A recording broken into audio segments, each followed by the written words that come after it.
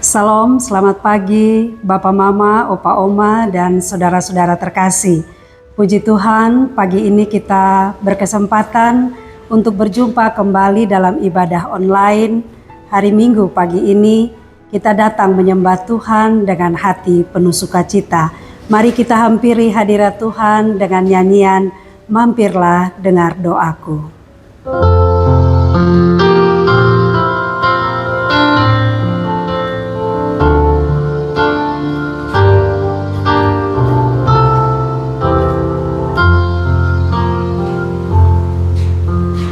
Mampirlah dengar doaku, Yesus penebus. Orang lain kau hampiri, jangan jalan terus.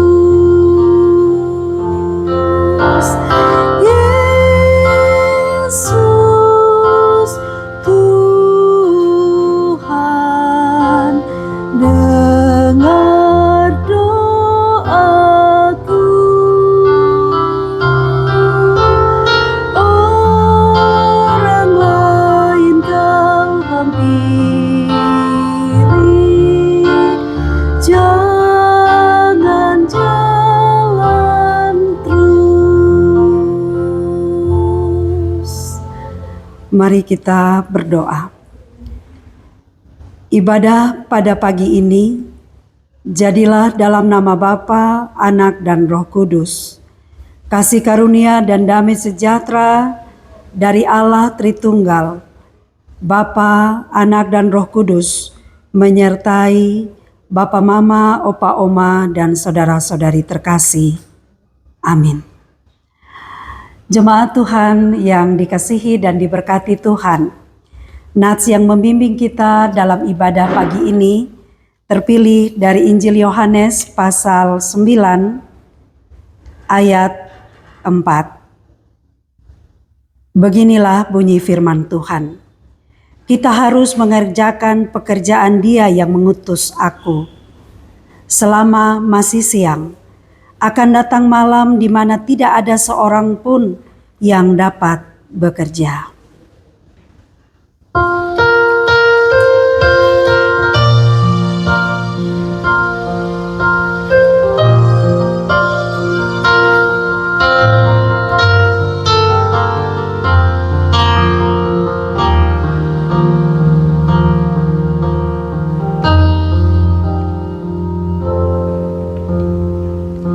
Musim akan selalu berganti,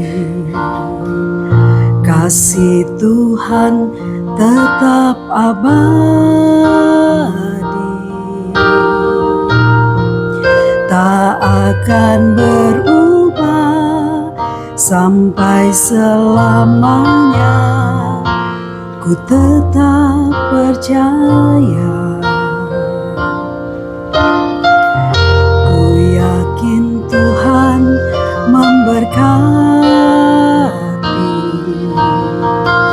Ku yakin Tuhan melindungi, burung di udara Tuhan pelihara karena kasih-Nya. Tuhan selalu menolongku, selalu menjagaku, sehelai di rambutku tak akan terjatuh tanpa seizin-Mu. Tuhan selalu menolongku, selalu menjagaku,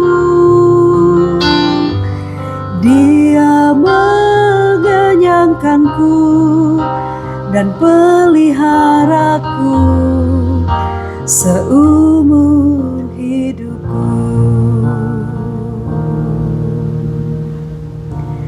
Tibalah saatnya kita membaca dan merenungkan firman Tuhan. Namun sebelumnya, mari kita mohon pertolongan Tuhan di dalam kuasa Roh Kudus. Mari kita berdoa. Ya Tuhan, Allah Bapa di sorga, kami rindu membaca dan merenungkan firman-Mu. Kirimlah kuasa Roh Kudus-Mu bekerja di dalam diri kami semua, supaya firman Tuhan tidak sekedar kami dengar, tetapi kami pegang sebagai pedoman di dalam perjalanan hidup kami. Kami diberikan keberanian pula untuk melakukan kebenaran firman-Mu tiap-tiap hari. Berfirmanlah ya Bapa, kami siap mendengar. Amin. Jemaat Tuhan yang terkasih, firman Tuhan bagi kita minggu ini terpilih dari Injil Yohanes pasal 9 ayat 1 hingga ayat 12. Begini bunyi firman Tuhan. Orang yang buta sejak lahirnya. Waktu Yesus sedang lewat, ia melihat seorang yang buta sejak lahirnya. Murid-muridnya bertanya kepadanya, "Rabi, siapakah yang berbuat dosa?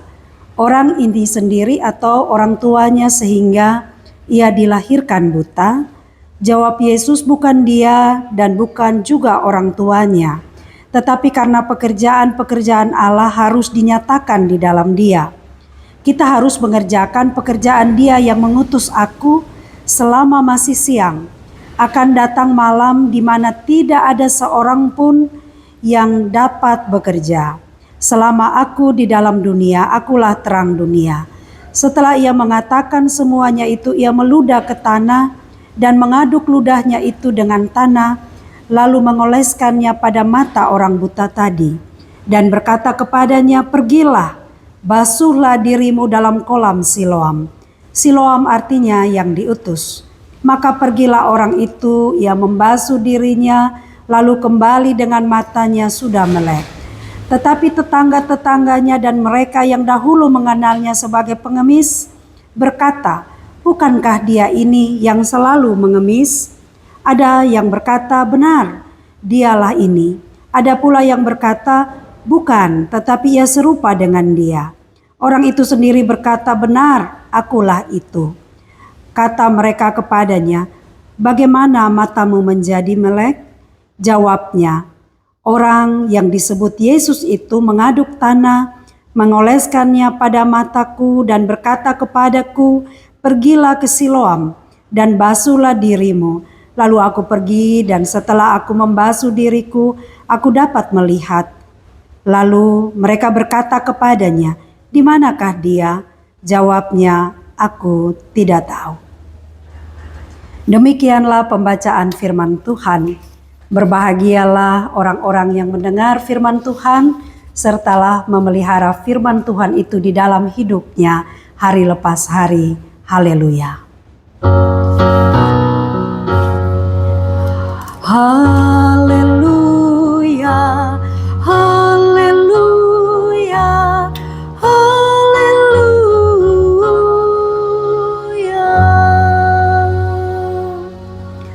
Salam Bapak, Mama, Opa, Oma, dan saudara-saudara yang terkasih di dalam Tuhan. Tema perenungan kita minggu ini adalah Yesus untuk orang-orang disabilitas. Bapak, Ibu, Opa, Oma, saudara-saudara terkasih, terlahir dalam kondisi tidak sempurna bukanlah hal yang diinginkan setiap anak manusia. Namun tidak semua orang diberikan pilihan bagaimana, di mana, dan dalam kondisi seperti apa ia harus dilahirkan. Termasuk ia harus dilahirkan dari orang tua seperti apa. Hari ini kita belajar dari kisah seorang yang mengalami kondisi mata yang buta sejak lahir. Umumnya orang buta, tuli, bisu, dan sebagainya disebut orang cacat. Namun sekarang kita mengenal istilah disabilitas. Apa itu disabilitas? Yang pertama, disabilitas berarti keadaan sakit atau cedera yang merusak atau membatasi kemampuan mental dan fisik seseorang. Yang kedua, disabilitas berarti keterbatasan fisik, intelektual, mental, dan atau sensorik dalam jangka waktu lama, sehingga seseorang mengalami hambatan dan kesulitan untuk berinteraksi dengan orang lain atau lingkungannya. Contoh orang yang mengalami disabilitas secara fisik, ada kelumpuhan, atau orang yang mengalami ketidakmampuan untuk melihat secara jelas, tidak bisa mendengar atau berbicara. Ada juga contoh yang mengalami keterbatasan di dalam sensorik, tidak bisa berinteraksi karena tadi gangguan-gangguan dalam penglihatan, tunarungu, tunanetra, tunawicara, dan gangguan lainnya. Ada lagi contoh disabilitas yang memiliki gangguan secara intelektual, mengalami Down syndrome, tunagrahira. Ada juga yang mengalami gangguan mental seperti depresi, gangguan kecemasan, penurunan daya ingat, daya pikir, gangguan emosi, dan sebagainya. Setiap kaum disabilitas mengalami hal yang berbeda-beda. Ada yang dari awal ia dilahirkan sebagai kaum disabilitas. Ada yang tidak demikian. Dalam perjalanan hidup baru kemudian dia mengalami kondisi disabilitas. Bisa jadi karena dia kecelakaan, sakit, atau kondisi tertentu menyebabkan dia mengalami kondisi yang tidak sempurna. Dan bisa juga terjadi karena manusia mengalami usia lanjut atau memasuki masa tua, maka ada organ-organ tubuhnya yang tidak lagi berfungsi dengan baik. Maka ia akan mengalami ketidaksempurnaan baik secara fisik, psikis, maupun mentalnya.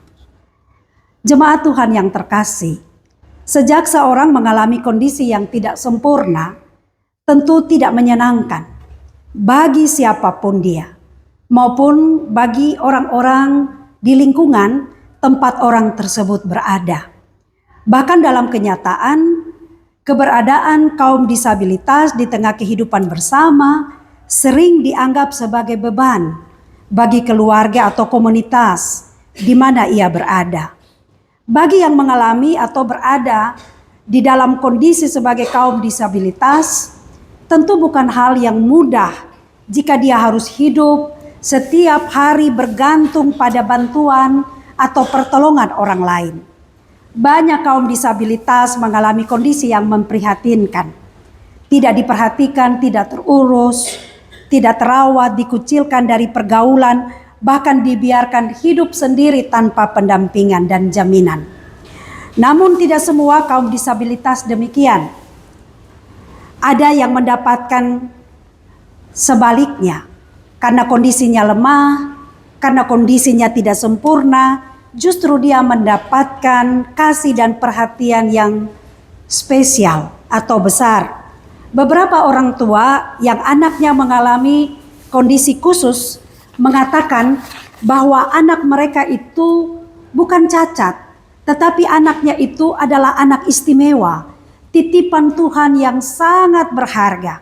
Bahkan mereka mengatakan sebagai orang tua, mereka dianggap oleh Tuhan, dipilih oleh Tuhan sebagai orang tua yang istimewa, yang kuat, yang tangguh, yang Tuhan nilai pas, cocok untuk dititipi anak-anak berharga dari Tuhan. Nah, begitu juga lingkungan tempat kaum disabilitas hidup dan berinteraksi. Kita menemukan ada lingkungan yang berbeda-beda untuk kaum disabilitas. Pertama, ada lingkungan yang menerima, mendampingi, mendukung, mensupport, melayani mereka dengan kasih. Tetapi ada lingkungan kedua, lingkungan yang menolak, tidak mendukung, tidak membiarkan kaum disabilitas hidup dengan normal. Dan akhirnya mereka menjadi kaum yang disingkirkan atau kaum yang diisolasi, kaum yang tidak bisa dengan leluasa hidup bersama-sama orang lain.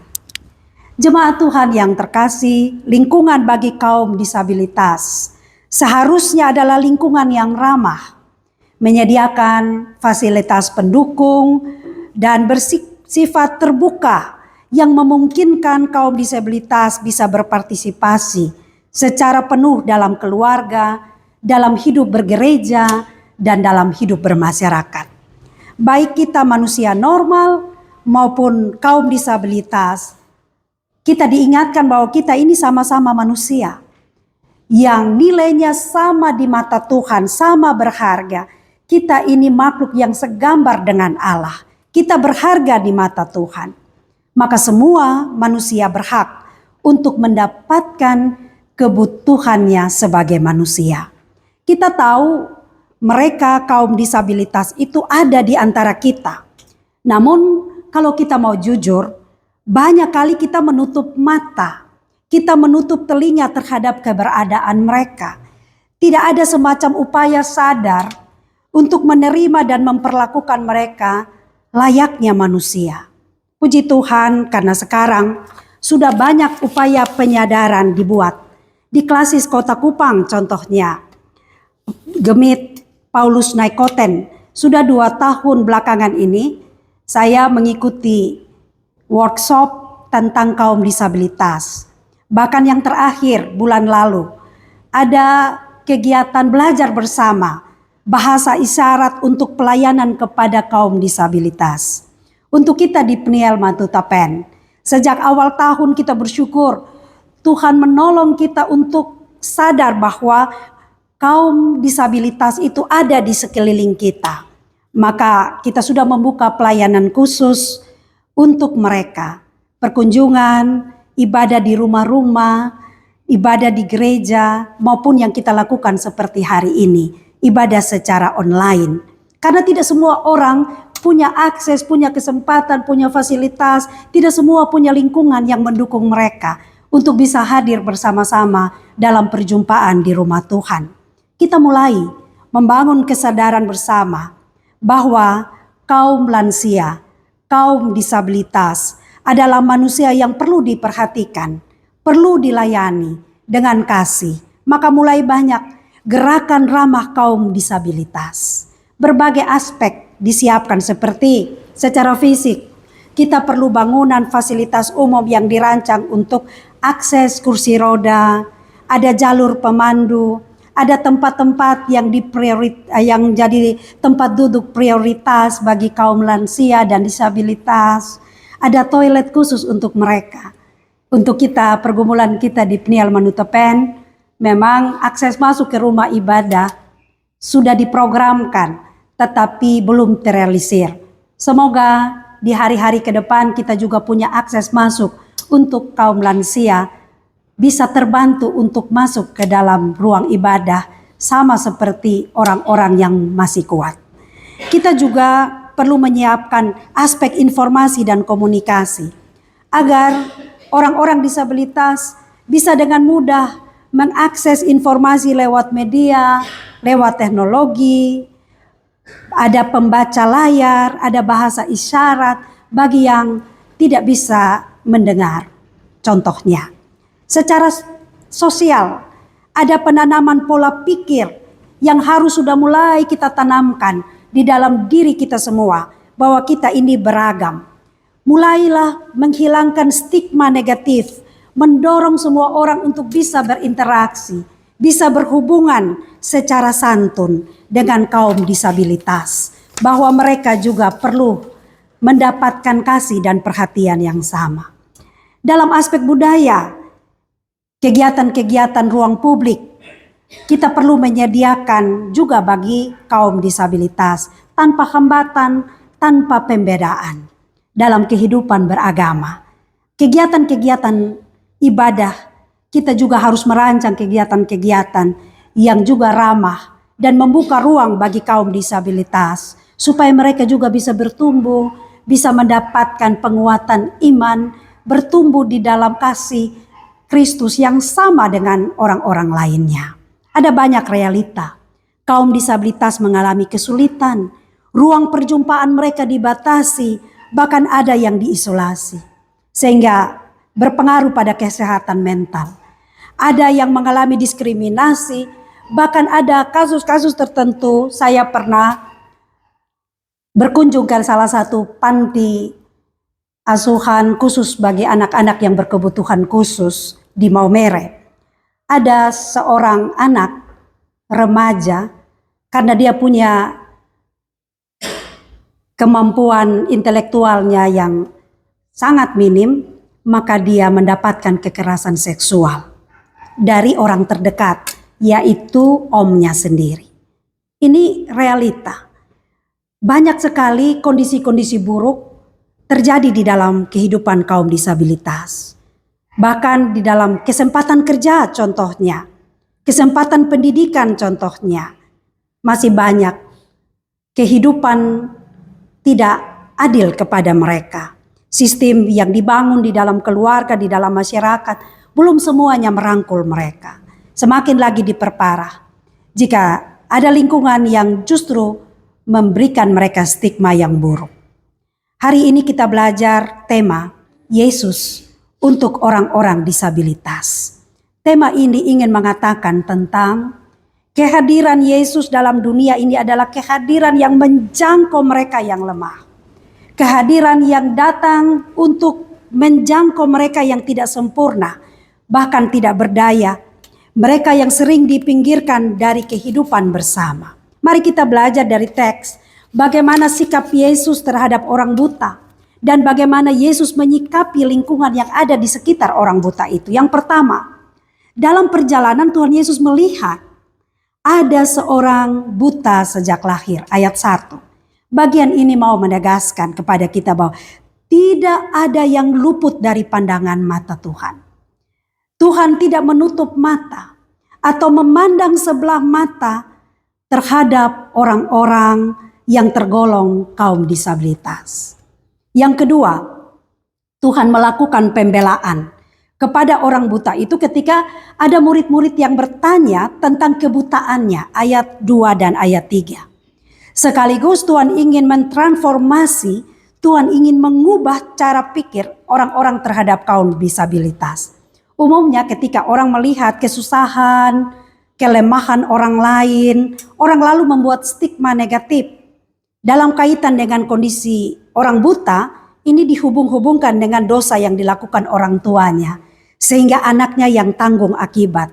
Tuhan mengatakan di dalam teks bacaan kita, tidak ada kaitannya. Bahkan dengan tegas, Tuhan Yesus mengatakan, seorang yang dilahirkan buta itu terjadi karena ada pekerjaan-pekerjaan Allah yang mau dinyatakan di dalam dirinya. Cara Tuhan Yesus ini membawa sebuah perubahan pola pikir tentang hukum sebab akibat, tentang hukum tabur tuai. Dalam hal ini Tuhan Yesus sementara mengatakan tentang keadilannya, bahwa semua anak manusia yang datang dari Tuhan itu baik dan bernilai, berharga tinggi.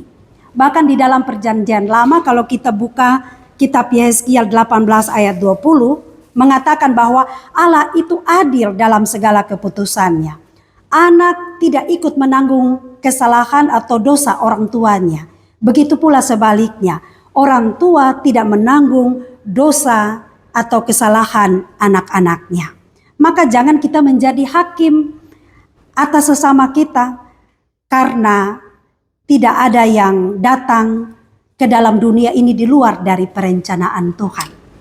Jadi kita belajar untuk menciptakan lingkungan yang merangkul, bukan lingkungan yang membuat pengkotak-kotakan. Apalagi orang-orang yang sementara ada dalam kondisi lemah itu merasa tidak diterima dari lingkungannya.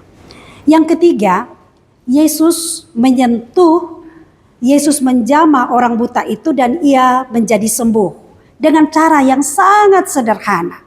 Yesus meludah ke tanah, mengaduk ludahnya itu dengan tanah, lalu mengoleskan di mata orang buta itu, lalu menyuruh orang buta itu membasuh dirinya di Siloam. Siloam berarti yang diutus.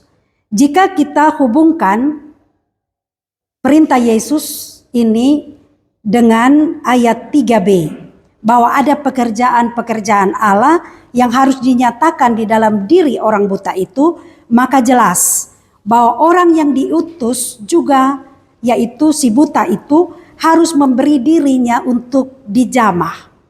Dan agar dia benar-benar pulih, dia juga harus ikut di dalam proses.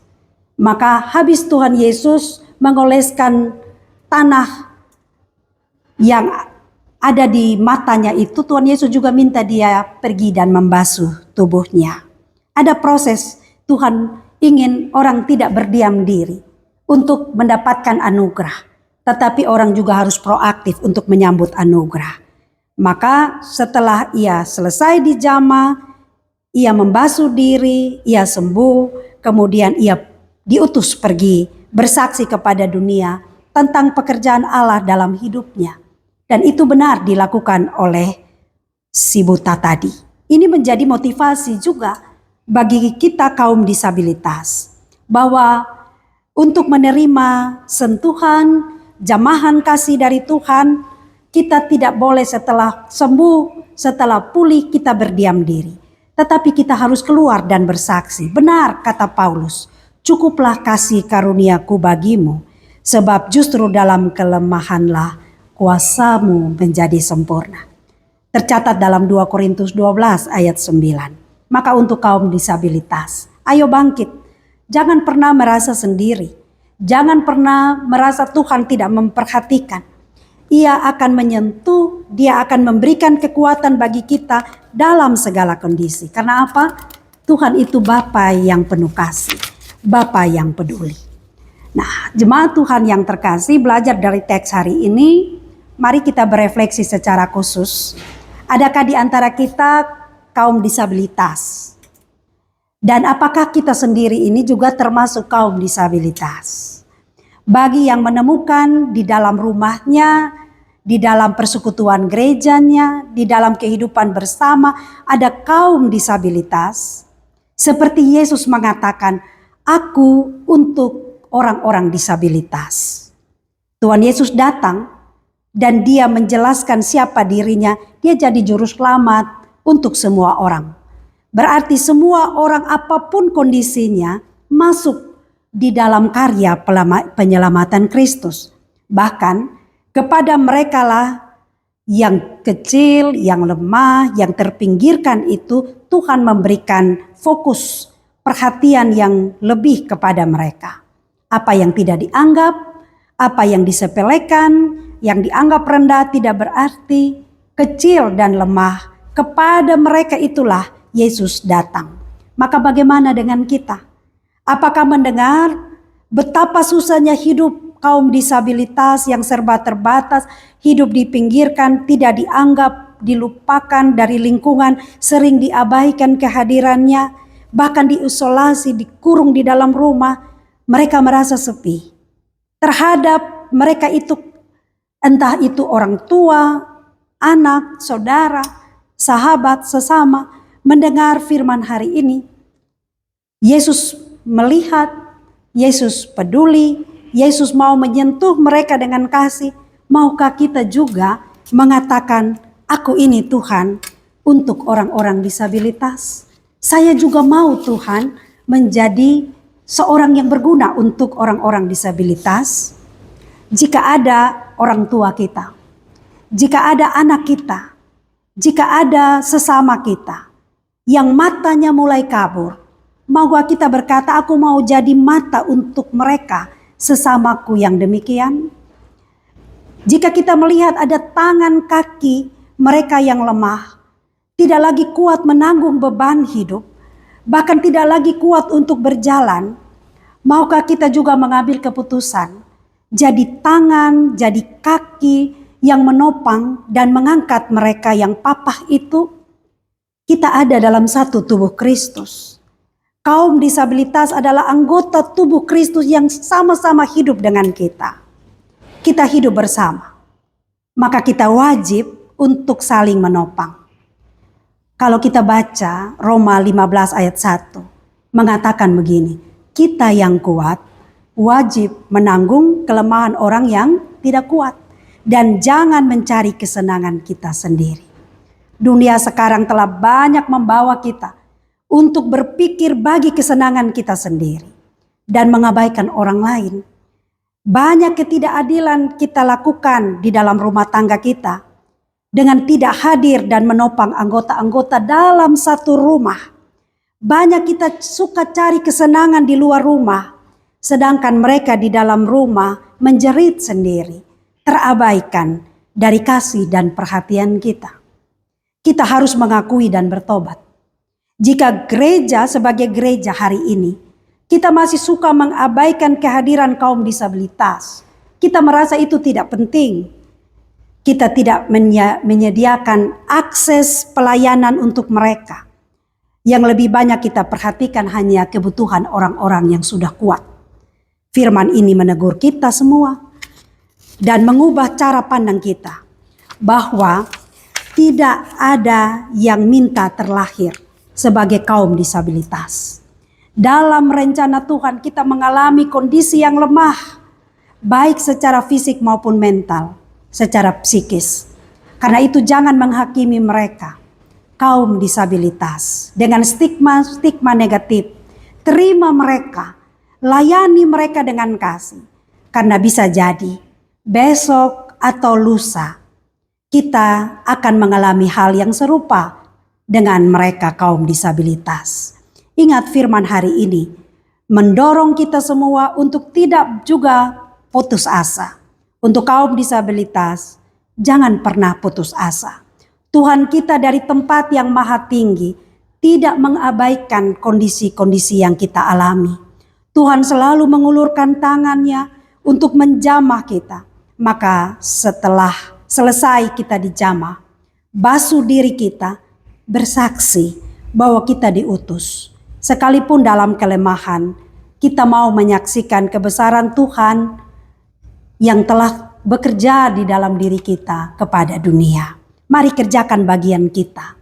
Nats pembimbing kita berkata tadi ayat 4, selama masih siang, karena akan datang malam di mana tidak seorang pun yang dapat bekerja.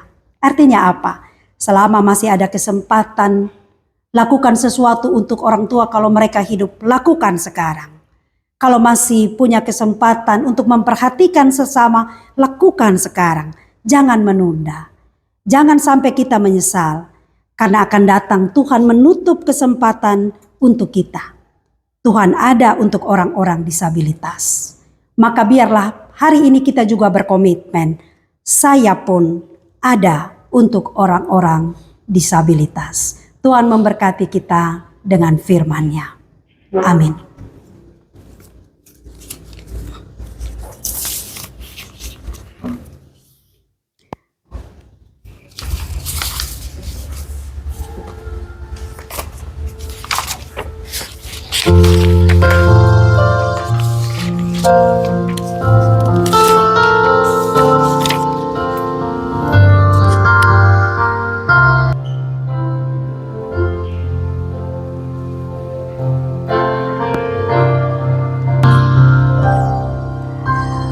Berikan ku hati seperti hatimu yang penuh dengan belas kasihan.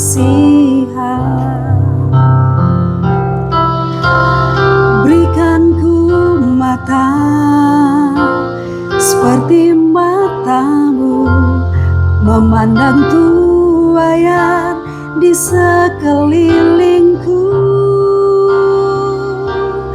Berikan ku tanganmu untuk melakukan tugasku. Berikan ku kakimu melangkah dalam rencanamu. Berikan ku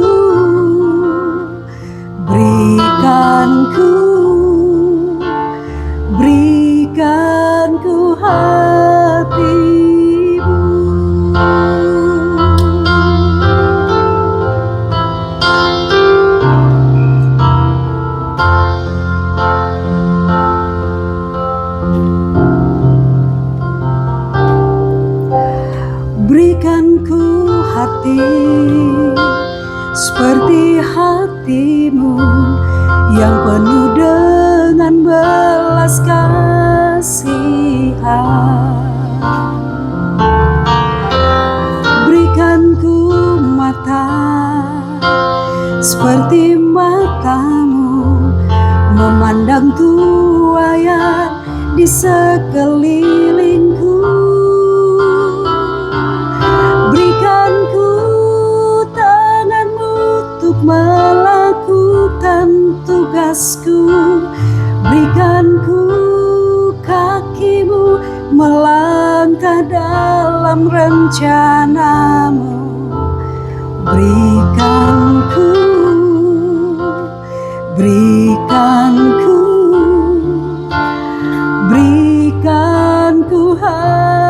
hatimu.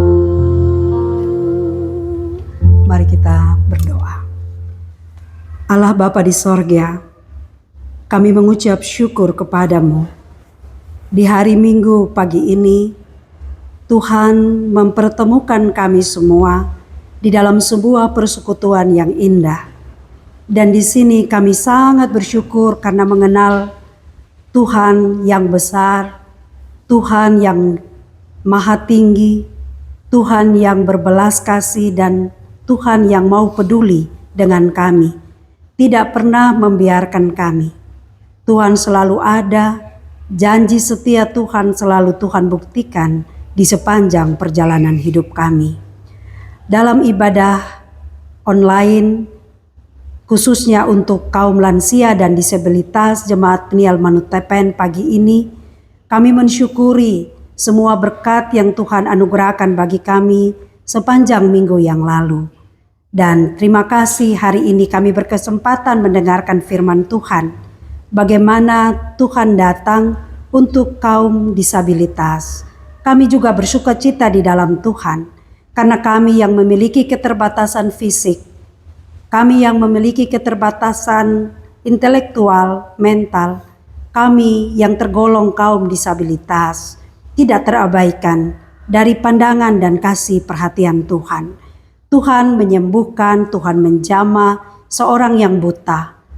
Tuhan menyediakan lingkungan yang baik untuk menerima orang yang buta itu. Ini membuktikan bahwa kami semua juga tidak Tuhan abaikan. Kami mengucap syukur, dan biarlah sebagaimana Tuhan untuk kaum disabilitas, kami juga menyiapkan diri kami, orang-orang yang masih mendapatkan kesehatan dan kekuatan untuk juga menjadi sesama untuk orang-orang disabilitas. Biarlah kami melayani dan memperhatikan mereka sebagaimana yang telah Tuhan contohkan. Dan hari ini ada juga pelajaran untuk semua kaum disabilitas. Sekalipun kami tidak diperhatikan, kami dipinggirkan, kami tidak dikasihi, tetapi kami bersyukur hari ini Tuhan membuka hati Tuhan bahwa Tuhan mengasihi kami berharga di mata Tuhan. Maka tidak boleh ada orang-orang tua, kaum disabilitas yang boleh putus asa, maju terus dalam keberanian iman. Kami semua ada dalam telapak tangan Tuhan. Kami digenggam oleh Tuhan, kami diperhatikan oleh Tuhan, kami diselamatkan oleh Tuhan. Berkatilah semua kaum lansia, disabilitas, Jemaat Peniel Manutepen dalam segala keberadaan hidup. Pegang tangan mereka, tuntun langkah mereka, dimanapun mereka berada dalam segala kondisi. Yang sakit Tuhan sembuhkan, yang lemah Tuhan kuatkan, yang berduka Tuhan hibur. Dalam segala kondisi, biarlah mereka bersyukur, nama Tuhan dipermuliakan. Untuk UPP, kaum lansia dan disabilitas Jemaat Peniel, dalam pelayanan hari ini bersama tim multimedia, tim Litmuger, kami mensyukuri kesempatan untuk berbagi berkat di tengah-tengah komunitas bersama kaum disabilitas, kaum lansia, bahkan semua orang yang mengikuti siaran online ini. Diberkatilah kami semua di dalam seluruh aktivitas memasuki minggu baru. Kami percaya Roh Kudus memberkati perjalanan hidup kami. Maka sekarang kami mohon berkat Tuhan untuk perjalanan hidup kami semua. Biarlah kami semakin kuat berjalan di dalam terang kuasa Tuhan. biarlah kasih, sukacita, anugerah, damai sejahtera dari Allah Bapa, dari Yesus Kristus Tuhan, dan di dalam tuntunan kuasa Roh Kudus, menyertai, memberkati Bapa, Mama, Opa, Oma, dan saudara-saudari sekalian, dari sekarang ini terus kekal selama-lamanya.